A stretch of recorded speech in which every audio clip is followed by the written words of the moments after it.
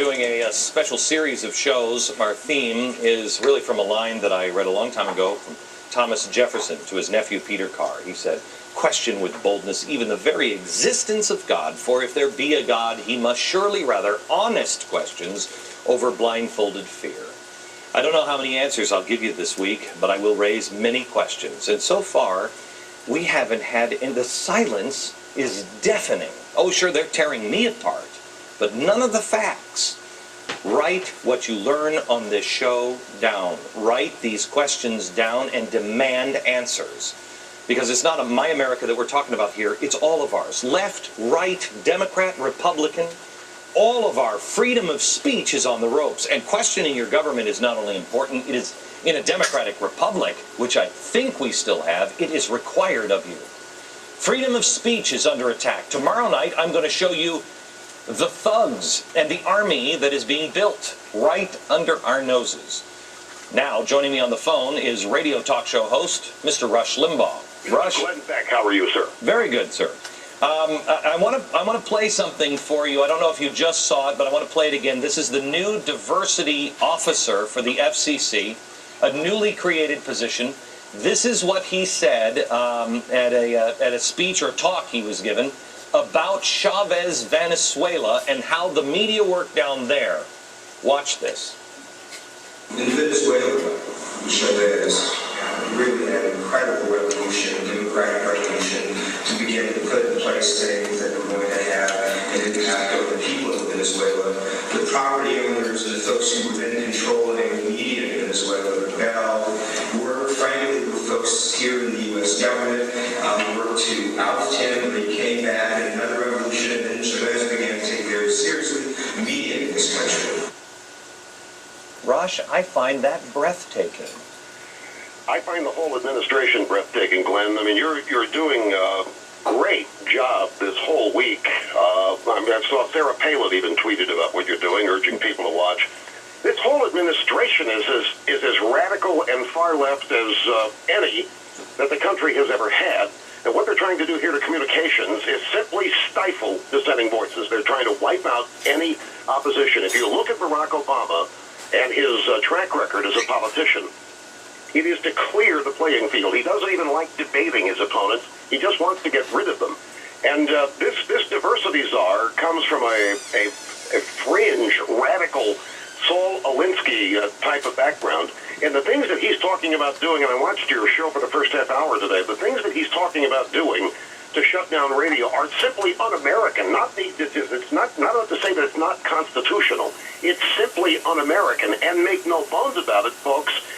Glenn is right when I think he's maybe underselling a little bit about as far as their intentions are concerned.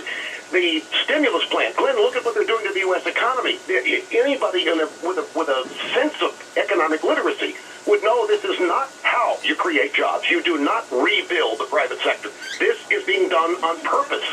All of these disasters are exactly what Obama wants. The more crises, the better. The more opportunity for government to say, let us in and fix the problem. And with his number one opposition is on radio, and Fox News. His number one opposition's on radio. They can't go fairness doctrine because it's too obvious. So they're trying to do this backdoor route with diversity and ownership, 100% tax on operating in order to pay public radio because they're supposedly fair. It's insidious. But I don't think it's going to work in the end because the American people are too informed, Glenn. They're too aware of it. Their radio means too much to them. Their free speech, freedom in general, means way too much to them. And just as they're fighting back on health care and a number of other things, so will they fight back on this. Rush, tomorrow on this program, I'm going to lay out the case of the army that they are building right underneath our nose, and an army that he spoke about on the campaign trail.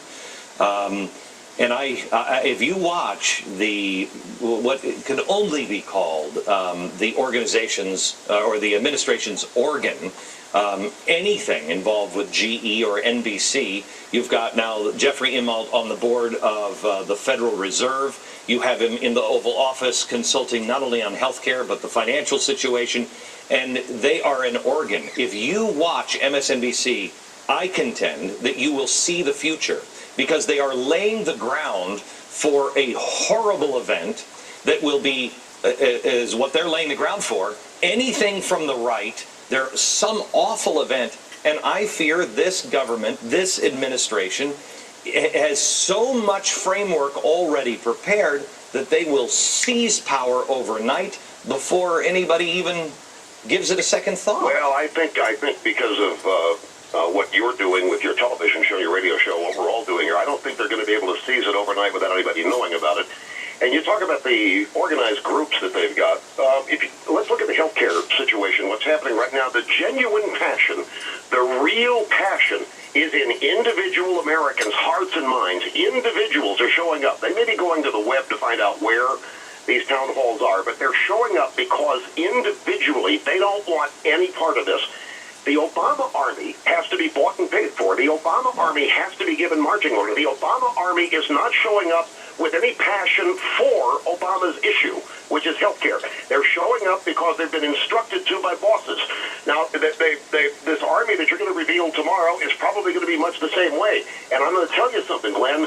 Passion, love of country, truth is going to outmaneuver and overpower fake passion, trumped up people who are just given marching orders and sent out to act in a certain way. We may be looking at Barack Obama destroying the Democrat Party. It's too soon to say that now, but we may be looking at that happen. There are reasons for optimism, but you're right. It is a dangerous time. It's the most dangerous time in my life for freedom and liberty in this country. I will tell you, a lot of people would say, well, that's Rush Limbaugh. He's, this is hyperbole, et cetera, et cetera. Would you agree with me, Rush, that this is not conservatives or Republicans or independents talking about this because they don't like Barack Obama? These are Americans. I'm an American. I'm speaking to you as an American. This is bad for anyone unless you're in the power circle. You don't want to go down this road with what they're proposing with the FCC. No, and I don't want to go down the road with anything they're proposing on anything, Glenn. And but you ask an interesting question. People going to react to you or me simply because, well, it's hyperbole. This is what these guys do.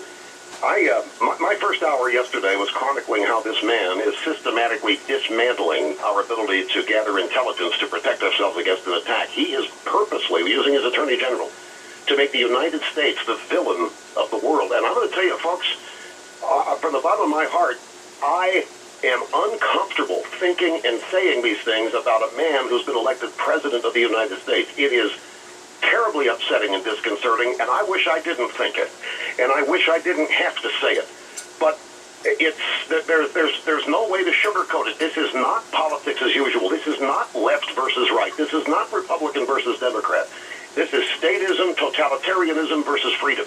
And if these people are allowed to go where they want to go unchecked, then some people, a lot of people, I don't think half the country, but close, will wake up one day and find, my God, what the hell happened? Because this is not what they voted for. They had no intention of this. They thought they were getting something entirely different. And it is, it's a responsibility that we all have, being honest and earnest to inform people of what these possibilities are, because they are very real. More with Rush Limbaugh next.